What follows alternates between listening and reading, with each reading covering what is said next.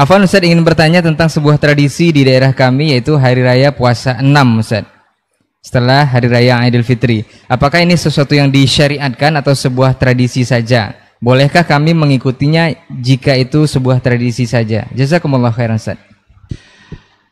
Ketika Nabi SAW hijrah ke Yathrib, yang kemudian dirubah namanya oleh Nabi SAW dengan Al-Madinah, dinama pula dengan Taibah atau Tabah. Nabi menemukan orang-orang Yathrib waktu itu, suku Aus dan Khazraj, memiliki 2 hari raya yang mereka rayakan, mereka bergembira pada hari itu. Nah, Nabi SAW mengatakan kepada mereka, "Qad abdalakumullahu idaini khairam minhuma." Allah telah mengganti hari raya kalian yang merupakan kebudayaan lokal itu dengan 2 hari raya yang lebih baik, yaitu Idul Fitri wa Idul Adha. Idul Fitri dan Idul Adha. Ketika Nabi mengatakan itu, maka orang-orang Islam Madinah otomatis menghentikan merayakan hari budaya mereka itu, yang pasti di dalamnya ada kebaikan, yaitu mungkin saling mengunjungi yang nama hari raya. Yang sifatnya hari raya itu pasti ada hal-hal yang baik di dalamnya, walaupun di masa jahiliyah akan bercampur dengan hal-hal yang maksiat. Oleh itu mereka paham dari Nabi SAW, kalau sudah diganti maka tidak boleh balik lagi. Itu namanya diganti.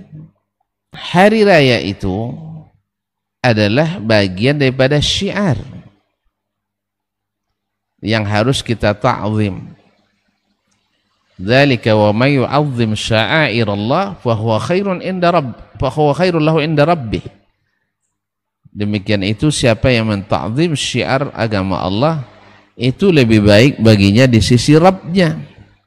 Yang kita ta'zim adalah syiar yang Allah syiarkan, yang Allah syariatkan. Dzalika wa may yu'azzim sya'airallah fa innaha min taqwal qulub. Demikian itu, siapa yang menta'zim syiar-syiar agama Allah, itu tanda ketakwaan hati. Nah, begitulah berlalu masa Nabi SAW hidup dan para sahabatnya, kemudian para tabi'in, sampai selesai Al-Qurunul Mufaddalah. Mereka tidak merayakan dalam Islam kecuali hanya 2 hari raya ini, Idul Fitri wa Idul Adha.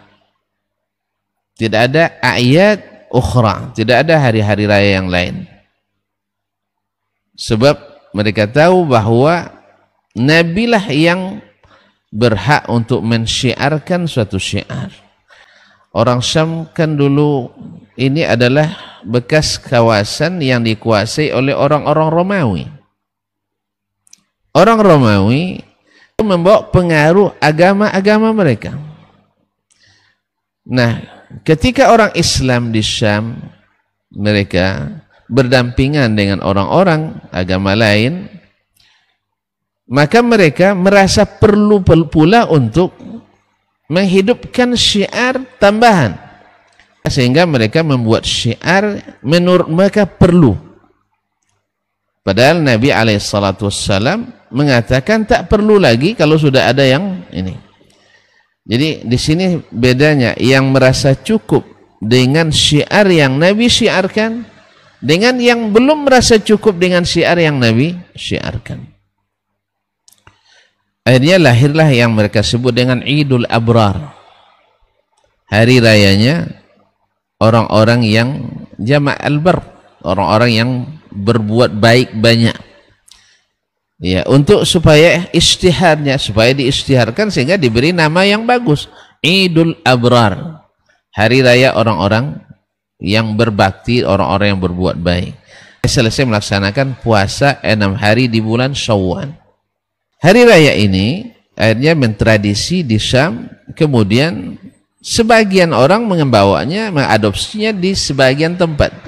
Dan itu juga tidak banyak. Kalau misalnya di negeri kita mungkin juga tak, dalam kawasan-kawasan terbatas. Mungkin guru-guru syekh kita dulu terbaca olehnya, lalu mereka terapkan di tempat itu. Siapa yang baca kitab-kitab fikih klasik, ya kitab Kutubul A'immatil Arba'ah, dan para muridnya tak ada istilah Idul Abrar.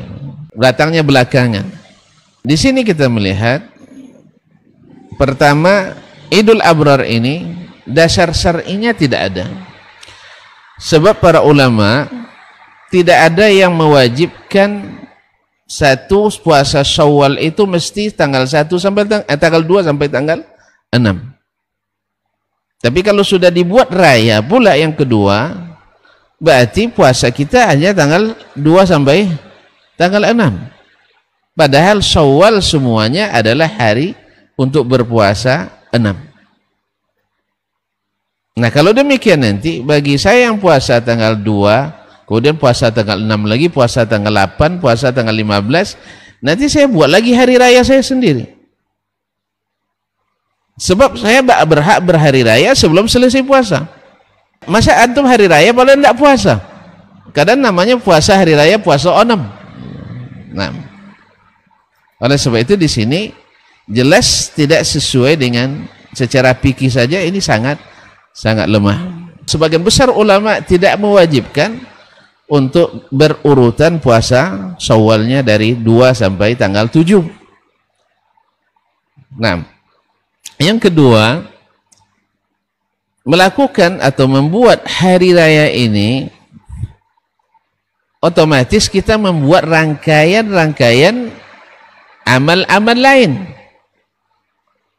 Yang diantaranya adalah, kalau namanya hari raya mestinya ada sholat hari rayanya. Nah, karena tidak ada sholat, tidak berani orang bikin sholat, akhirnya dibuat kegiatan lain yang disebut dengan hari raya Zorah atau ziarah kuburan.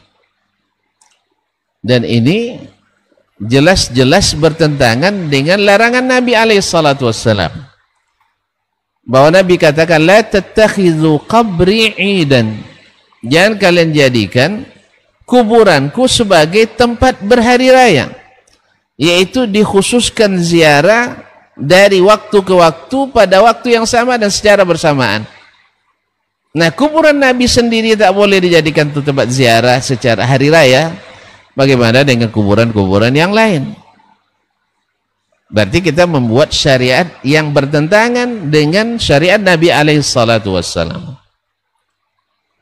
Yang ketiga, dan ini tidak bisa dipungkiri, bahwa seperti kata Syekhul Islam Ibnu Taimiyah yang beliau tinggal di daerah tumbuhnya hari raya Idul Abrar ini, beliau mengatakan, makhtalaqa an-nasu 'idan ghairal 'idaini illa wa yu'azzimunahu akthar min ta'zimihim lahuma. Tidaklah suatu kaum manusia membuat suatu hari raya dalam Islam selain daripada Idul Fitri dan Idul Adha, kecuali mereka mentakzimnya lebih daripada Idul Fitri dan Idul Adha. Dan ini bisa kita buktikan kalau misalnya di Bangkinang atau di daerah lain, bila tidak pulang Idul Fitri itu dianggap biasa, tidak ada masalah, apalagi musim pandemi ada alasan. Tapi kalau tidak pulang hari raya puasa Zora, puasa 6 atau Ayo Zora, ini akan masuk catatan, ya, akan masuk blacklist, tidak pernah pulang di hari puasa 6. Berarti betullah kata Syekhul Islam rahimahullah ta'ala, menta'zimnya lebih daripada menta'zim Idul Fitri dan Idul Adha. Dan ini kita khawatir jangan-jangan syaitan bermain di sini. Kita disuruh menta'zim sya'air Allah, tapi kita menta'zim syiar-syiar budaya yang tidak berdasar pada syariat Allah tabaraka wa ta'ala. Oleh itu wallahu ta'ala alam, maka yang seperti ini supaya ditinggalkan oleh kaum muslimin. Karena meninggalkannya tidak ada yang merugikan. Karena kita punya Idul Fitri. Dan kalau memang ingin silaturahim selama sebulan pun boleh kita silaturahim. Bahkan sepanjang tahun kita silaturahim. Tidak mengkhususkan hari raya dengan alasan bahwasanya mengumpulkan orang dalam keadaan ramai. Karena tidak semua perkumpulan ramai mempersatukan, tidak. Justru kadang-kadang dia menimbulkan dosa. Karena banyak laki-laki dan perempuan, kadang-kadang lama tak jumpa kawan lama, satu beristri, satu sudah bersuami, jumpa pula di reuni itu. Nasallallahu salamah. Kemudian tambah lagi nanti akan ada orang-orang yang ziarah ke kuburan dengan pakaian yang tak pantas. Maksiat yang mengiringinya, ya, selain tidak disyariatkan, ada maksiat-maksiat yang mengiringi. Kemudian selepas itu kita buat acara makan-makan, mungkin kadang-kadang dekat dengan kuburan itu. Jadi antara mengingat mati dengan hari raya tidak pas, tidak matching.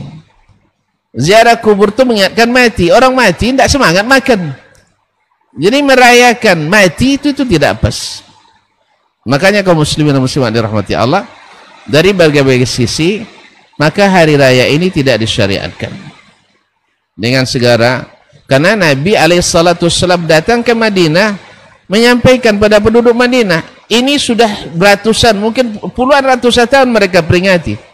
Tapi ketika diingatkan oleh Nabi SAW, Allah telah ganti dengan hari raya yang lebih baik. Mereka tidak hidupkan lagi. Bahkan sampai hari ini tidak ada hari raya itu diingatkan atau diperingati di kota Madinah. Wallahu musta'an.